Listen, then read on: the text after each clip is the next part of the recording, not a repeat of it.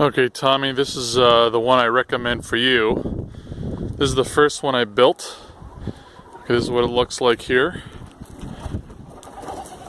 Hopefully you can see that well enough. So, this is it right here. Okay, you'll notice it's got an angled roof. Okay, this actually opens here.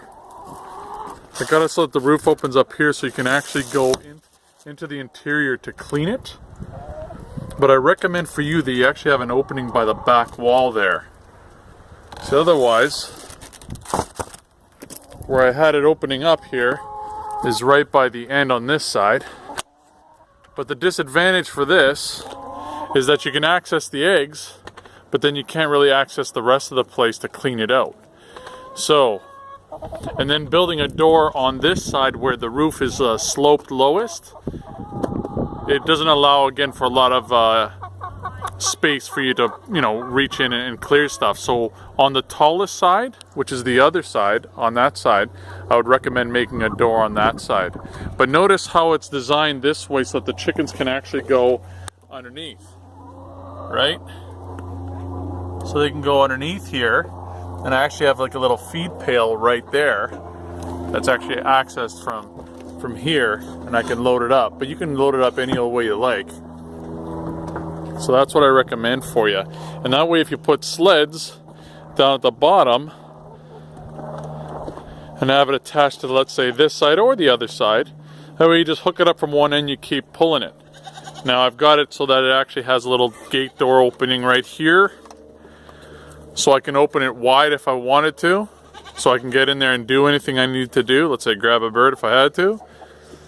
Otherwise, that was an old door, and I did have a little swinging door, which is actually now on the far side there. I don't know if you could see it.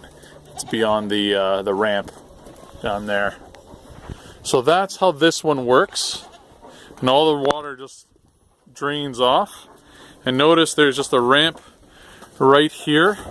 And you could put one of those little water things down there if you wanted. But like I said, I think the best system is actually, and I used to have it right here hanging up on this, in this corner, was a bucket with those steel nipples inside. Or on the outside, rather, feeding and funneling the water. So the chickens, even all winter long, that's all they had, was a ramp and a door. But the thing is, on the inside, you have these roosts. So notice the door level is down there and the roosts are higher. This is the highest roost, which you'll find in the wintertime most of your chickens will be on the top. And then the lower ones, chickens can still be down there, and they're still a little bit higher than any cold air that might be coming in from down there. During the wintertime, I would put plastic,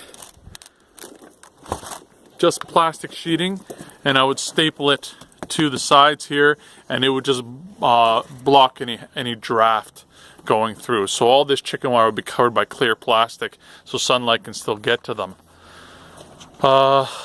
Obviously for you, if you want 20 chickens or something like that, I think this is probably the best design for you, but I would recommend it just being longer. So notice the chickens can all go under there, they can all pick, so the entire length of this thing, they can work it on the ground. But if you have it just longer, you can accommodate way more chickens. So just extend that even by another 3 feet or 2 feet. See, this thing right here could probably accommodate maybe 10 chickens at most, and even then it's kind of pushing it as far as comfort and stuff like that, and just crowding, the tension that's caused by crowding.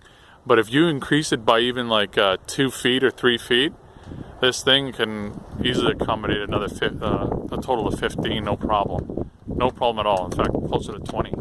Just by increasing it by 3 feet on this end. But again, having a door on the far side to access the clean and also grab your chicken eggs. So again, not having a door here at all. But just having one door on the tallest side over there. So the opposite of this side. That would allow you to actually reach in and access the eggs that are in here, which will be near your back, and then also clean it out as much as you wanted to. And that'll work out perfectly. And make this roof fixed. Because like I said, I had it opening, but it was a bit of back-breaking work to actually lean in here and actually clean anything out. So that's what I recommend, buddy. I know it's a little bit of a lengthy video, but this thing works the best. This other thing that I have fashioned here, this is definitely designed. I designed it to be a fixed hen house. So even with the ramps underneath and the strut and everything that's under there, it's all designed in a way it was meant to be permanent. It's not meant to be on sleds, nothing. So that's why it's a little different.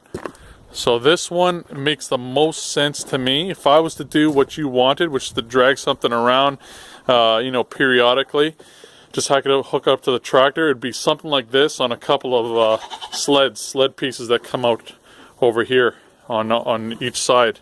Just makes the most sense. So this is the coop here that I've got built.